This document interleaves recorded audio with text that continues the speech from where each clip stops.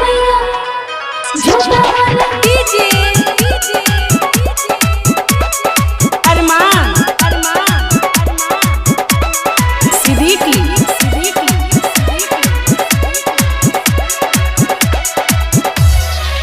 भैरो के बहिना दुलारी मोर मैया सुकुमारी ना भैरो के बहिना दुलारी मोर मैया सुकुमारी ना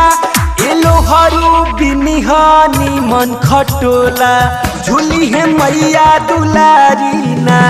एलो हरो बिनिहानी मन खटोला झूली है मैया दुलारी ना भैरो के बहिना दुलारी मोर मैया सुकुमारी ना भैरो के बहिना दुलारी मोर मैया सुकुमारी ना एलो हरू बिनिहानी मन खटोला झूली है मैया दुलारी ना एलो हरो बिनिहानी मन खटोला झूली है मैया दुलारी ना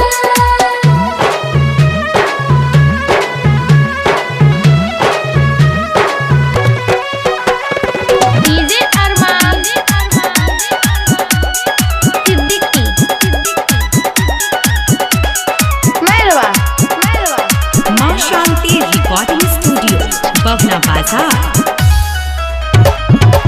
इहे बिनले 9 दिन माई लई है हमरो आसन हो सभे दर्शन करे आई धनी निर्धन उपासक हो हाँ इहे बिनले 9 दिन माई करी है हमरो आसन हो सभे दर्शन करे आई धनी निर्धन उपासक हो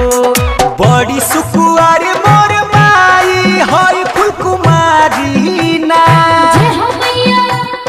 बड़ी सुकुआर मोर माई हई फुलकुमारी ना एलो हरू चुनिहानी की खटोला झूल है मैया दुलारी ना एलो हरो बिनिहानी मन खटोला झूली है मैया दुलारी ना डीजे अरमान सिद्दीकी मेहरवा